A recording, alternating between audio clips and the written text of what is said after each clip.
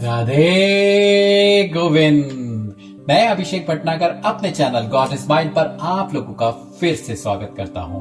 कल हमने जिस तरह से ये जाना था कि कौन कौन से खंड में कौन कौन से नारायण रूप की पूजा होती है, मैं आशा करता हूं कि आप लोगों ने वह पढ़ लिया होगा। अब आज हम शुरू करते हैं श्रीमद् भागवत के 5वें स्कंद के 21वें अध्याय को।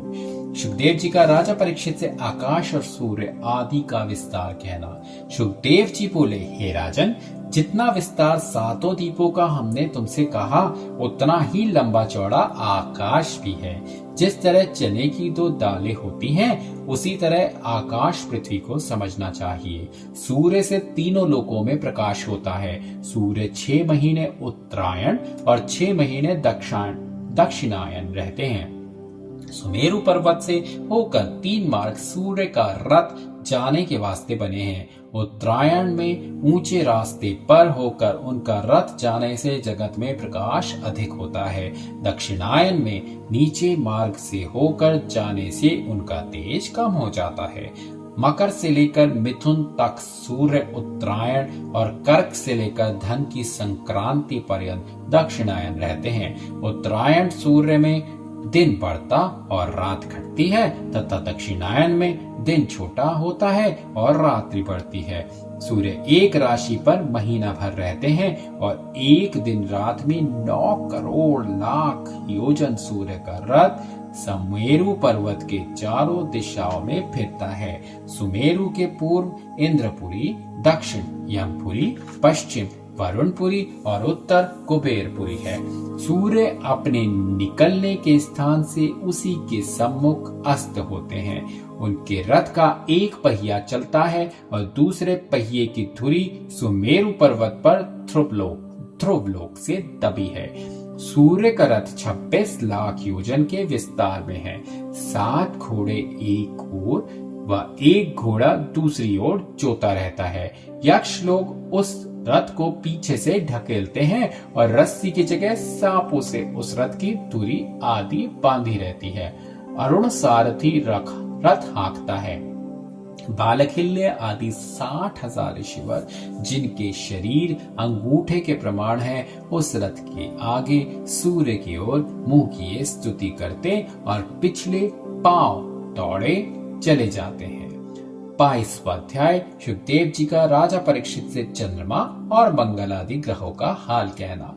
राजा परीक्षित ने इतनी कथा सुनकर पूछा, हे मुनिनाथ, आपने कहा कि सूर्य का रथ सुमेरु पर्वत और ध्रुवलोक के चारों ओर फिरता है, पर आपने चंद्रमा व दूसरे ग्रहों का हाल नहीं कहा, सो उसको भी दया करके बतलाइए। सुखदेव जी बोले, हे राजन, चंद्रमा का रथ 11 लाख योजन लंबा चौड़ा और सूर्य के रथ से लाख योजन ऊंचे रहता है। सूर्य का रथ 1 महीने में जितना फिरता है, उतना चंद्रमा अपने रथ पर 2.5 दिन में चलते हैं। चंद्रमा के रथ से लाख योजन ऊंचे मंगल का रथ है। उससे लाख योजन ऊंचे बुध का रथ, उससे लाख योजन ऊपर बृहस्पति का रथ, उसके लाख योजन ऊंचे शुक्र का रथ और उसके लाख योजन ऊपर शनिश्चर का रथ, उससे लाख योजन ऊंचे राहु का रथ 17 लाख योजन के विस्तार में रहता है। सब रथों की धुरी ध्रुवलोक में रहती है। राहु का रथ चंद्रमा और सूर्य के बराबर आने से ग्रहण लगता है। सूर्य का रथ सुमेरु पर्वत पर कहीं कहीं रुक जाने से तीसरे वर्ष 1 महीना मलमास अधिक होता है, जिससे संक्रांति बराबर रहती है। 5 प्रकार के वर्ष होते हैं। एक संक्रांति की गिनती से सूर्य का वर्ष, दूसरा शुक्ल पक्ष की द्वितीया से चंद्रमा का वर्ष, तीसरा चैत्र शुक्ल प्रतिपदा से संवत का वर्ष, चौथा नक्षत्रों की गिनती से, 5वां बृहस्पति की गति से, और जो दूसरी राशि पर बदल जाते हैं समझना चाहिए। सूर्य क्षत्रियों के लिए, बृहस्पति व चंद्रमा ब्राह्मणों के लिए, मंगल वैश्य के लिए, बुध शूद्रों के लिए और राहु मल्लेच्छों के लिए शुभ कारक होते हैं। शुक्र जैसे स्थान में पड़ते हैं, वैसा फल चारों वर्णों को देते हैं। किसी वर्ण के साथ मित्रता व शत्रुता नहीं रखते। शनिश्चर व राहु केतु चारों वर्णों को दुख देते हैं। 23वां अध्याय सुखदेव जी का ध्रुवलोक की स्तुति परीक्षित से कहना। सुखदेव जी ने कहा, हे राजन, सुमेरु पर्वत से 13 लाख योजन ऊंचे ध्रुव लोक है। वहां सदा ध्रुव जी सप्तऋषि समेत आनंद व सुख से रहते हैं। वशिष्ठ, भृगु, कश्यप, अंगिरा, अगस्त्य, अत्रि और पुलय, ये 7 ऋषिवर तारा रूप से दिन रात ध्रुव जी की परिक्रमा लेकर इस तरह नहीं हिलते जिस तरह तेल निकालते समय बैल चारों ओर घूमता है और कोलहू नहीं हिलता। ध्रुवलोक के नीचे काल चक्र फिरता है। अश्विनी आदि 27 नक्षत्र ध्रुवलोक के आसपास बिना आश्रय हवा के सहारे पर इस तरह चलते हैं जिस तरह बादल आकाश में पवन के सहारे चलता है। 14 नक्षत्र दाहिने और 14 नक्षत्र उसके बाईं ओर रहते हैं। उसके घूमने के वक्त वह सब उसी के आश्रय से घूमते हैं। उसकी पूंछ में प्रजापति, अग्नि, इंद्र और धर्म, पूंछ की जड़ से धाता विधाता, कमर में सप्तऋषिवर, ऊपर के होठ में अगस्त्य जी, नीचे के होठ में यमराज, राहु और मंगल, मूत्र स्थान में शनीश्वर, कांधे पर बृहस्पति, आंखों में सूर्य, हृदय में परमेश्वर, मन में चंद्रमा, नाभि में शुक्र, दोनों छाती में अश्विनी कुमार, श्वास में बुध, गले में राहु केतु और सब तारागण बदन के रोम रोम में रहते हैं। वह ध्रुवलोक नारायण जी का स्वरूप है। इसलिए सब देवताओं और ब्रह्मांड को उसी रूप में समझना चाहिए। जो कोई प्रातः व संध्या काल में इस कथा को पढ़कर इस रूप का ध्यान करे, उसके सब पाप छूट जाते हैं और अशुभ ग्रह का फल नहीं होता। आज हमारे इससे 300 पृष्ठ श्रीमद् भागवत के समाप्त हो गए हैं। तो हम देखें तो हम एक तरीके से 1/3 श्रीमद् भागवत आज समाप्त कर चुके हैं। टोटल श्रीमद् भागवत में 1156 पृष्ठ है, जो मैं आपको पहले ही बता चुका हूँ। अब आगे 24वां अध्याय पढ़ते हैं, 14 लोक का वर्णन करना। सुखदेव जी बोले, हे परीक्षित, ऐसा भी किसी पुराण में लिखा है कि सूर्य से 10,000 योजन नीचे राहु का रथ रहता है। जब उसके सम्मुख सूर्य और चंद्रमा का रथ आ जाता है तब ग्रहण लगते हैं, जिसकी कथा विस्तार पूर्वक 8वें स्कंद में आएगी। पर सुदर्शन चक्र की रक्षा से राहु कुछ उनका कर नहीं सकता। उसके 12 योजन नीचे सिद्ध, चारण व विद्याधर आदि देवताओं के रहने का स्थान है। उसके 12 लाख योजन नीचे राक्षस व पिशाच लोग रहते हैं। उनके 100 योजन नीचे पृथ्वी मृत्युलोक की है। हंस, बाज व गिद्ध आदि बड़े उड़ने वाले पक्षी 12 योजन से अधिक जाने की सामर्थ्य नहीं रखते। ऊपर के 7 लोक भी उसी के तुल्य समझना चाहिए। नीचे के 7 लोकों के नाम अतल, वितल, सुतल, तलातल, महातल, रसातल और पाताल है। नीचे के 7 लोक 10-10 हजार योजन के विस्तार में है। ऊपर के 7 लोकों के नाम भुरलोक, भुवरलोक, स्वरलोक, महरलोक, चंद्रलोक, तपलोक और सत्यलोक है। जितना सुख, भोजन, वस्त्र व भोगादिक का वहां रहता है, उससे अधिक नीचे के लोकों में समझना चाहिए। अतल लोक में मैं नामक दैत्य रहता है। वह इंद्र चाल की माया व विद्या बहुत जानता है। दैत्य लोग उस विद्या को उससे पढ़कर किसी को कुछ नहीं समझते। उस लोक के रहने वाले सब दैत्य व दानव अपनी अपनी स्त्रियों समेत अमृत पीकर आनंद पूर्वक भोग व विलास करते हैं। अमृत पीने से उनको मरने व बूढ़े होने का डर नहीं रहता और अच्छी अच्छी औषधि खाने से उनको कुछ रोग नहीं होता। उनकी आयु की कुछ अवधि नहीं है। जब अधिक दैत्य उत्पन्न होने से वहां जगह नहीं रहती, तब हर इच्छा से सुदर्शन चक्र वहां जाकर कुछ दैत्य को मार डालता है। उसके नीचे वितल लोक में मैं दानव का बेटा बलवान असुर, जिसने इंद्रजाल की 96 माया बनाई है, रहता है। भानुमति आदि उसी मंत्र को सीखने से 1 साइंती में फल समेत वृक्ष लगाकर दिखला देती है।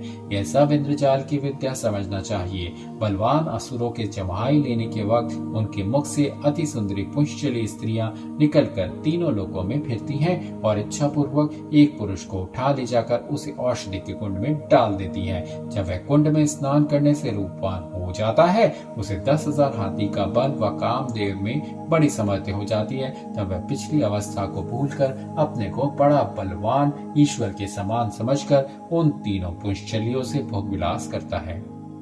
उसी वितल लोक में हाटकेश्वर में महादेव रहते हैं, जिनका वीर्य अग्नि ने मुंह में खाकर गुदा के रास्ते बाहर निकाल दिया था। उसी से बहुत अच्छा सोना उत्पन्न हुआ, जिसे सुवर्ण के भूषण देवताओं की स्त्रियां पहनती हैं। मृत्युलोक का सोना उसकी बराबरी नहीं कर सकता। उसके नीचे तीसरे सुतल लोक में राजा बलि राज्य करता है। जिस बलि को वामन भगवान ने इंद्रादिक देवताओं के कल्याण के वास्ते वहां भेज दिया था, सो वह अपने गुरु व परिवार समेत वहां रहकर आठों पहर परमेश्वर का दर्शन पाने से अपना जन्म सफल जानता है। राजा बलि ने शुक्राचार्य गुरु के बचने पर भी 3 पग पृथ्वी वामन भगवान को दान दिया। इसी कारण नारायण जी त्रिलोकीनाथ आठों पैर उसके द्वार पर गदा लिए बने रहते हैं। सुतल लोक में वैकुंठ के समान सुख रहता है। उसी 3 पग पृथ्वी दान के प्रताप से राजा बलि अगले मनवंतर में इंद्रपुरी का राज्य पाएगा।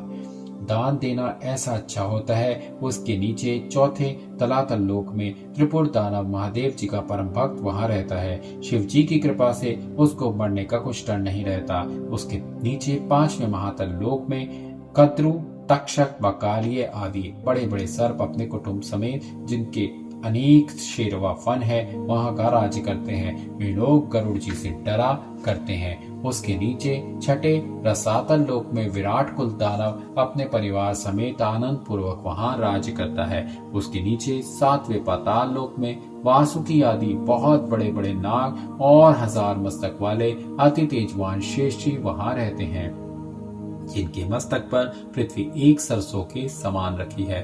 हजारों महासुंदरी नाग कन्याएं दिन रात उनकी सेवा करती हैं। शेष जी आठों पहर परमेश्वर का गुण 1000 मुख और 2000 जीवा से गाते हैं, जिस पर भी उनके भेद व आदि अंत को नहीं पहुंचते। शेष जी के अंग पर एक शैया अति सुंदर सांगोपांग रखी है। उस पर चतुर्भुजी श्री भगवान जगत को सुख देने वाले 30,000 योजन के शरीर से लक्ष्मी जी समेत शयन करते हैं। नीचे के 7 लोकों में सूर्य व चंद्रमा का प्रकाश नहीं जाता।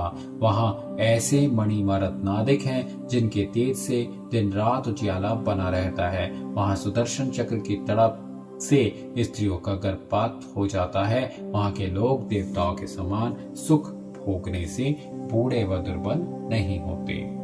25वां अध्याय शेषनाग जी की महिमा का वर्णन। सुखदेव जी मुनि ने कहा, शेषनाग जी भी 11 रुद्रों में संकर्षण नामक एक रुद्र है। महाप्रलय में उनके मुंह से अग्नि निकलकर तीनों लोकों को जला देती है। 14 भुवन उनके एक मस्तक पर रखे हैं। इतना बोझ उनको कुछ नहीं मालूम देता। देवताओं और नागों की हजारों कन्याएं नित्य आकर उनकी सेवा में बनी रहती हैं। तिस पर भी शेष जी को कामदेव की चेष्टा नहीं होती। वह केवल संसार के कल्याण के वास्ते काम, क्रोध, मोह, लोभ, मन व इंद्रिय आदि को अपने अधीन रखकर उनके वश नहीं होते। बड़े बड़े योगी व मुनि उनके चरणों का ध्यान व स्मरण आठों पहर किया करते हैं। शेष जी दिन रात वैकुंठनाथ की कथा व कीर्तन कहने के सिवा दूसरा काम नहीं करते। जो कोई मुक्ति की चाह न रखता हो, वह शेष भगवान का ध्यान व स्मरण करके उनकी शरण में जाए तो संसार में वांछित फल पाकर भवसागर पार उतर जाए। शेष जी से अधिक किसी दूसरे देवता की पूजा परमेश्वर के मिलने के वास्ते उत्तम नहीं होती। कहाँ तक उनकी महिमा तुमसे कहे, उसका कुछ अंत नहीं है। हे राजन, जहाँ तक इस जीव के रहने और जाने की गति है सो वर्णन किया। इसके सिवा और कहीं जीव नहीं जा सकता और ना जन्म ले सकता है। इस तरह समाप्त होता है हमारे श्रीमद् भागवत का 25वां अध्याय। अब हम कल आपको 26वां अध्याय सुनाएंगे, जो बहुत महत्वपूर्ण है। उसमें सभी नरकों के नाम और उनका हाल वर्णन हम आपको करेंगे। यह आपको पता चलेगा कि नरक कहाँ कहाँ है, कौन कौन से हैं और क्या क्या पाप करने से क्या क्या फल आप लोगों को भोगना पड़ता है। मैं नहीं बोलना चाहूंगा, यानी कि जिस भी मनुष्य से जो भी मनुष्य गलत काम करता है उसको फल भोगना पड़ता है। यदि आप गलत काम नहीं करेंगे तो आपको नरकों में फल भोगने की आवश्यकता होगी ही नहीं। या तो फिर शास्त्रों को मानते चले जाइए, जिस तरीके से गंगा जी में नहाने से या एक एक पग चलने से आपको अश्वमेध यज्ञ का फल मिलता है। यदि आप शास्त्रों को मानेंगे तो आपको शायद नरकों के बारे में सोचना ही ना पड़े। चलिए करते हैं आज के दिन की शुरुआत एक बार फिर।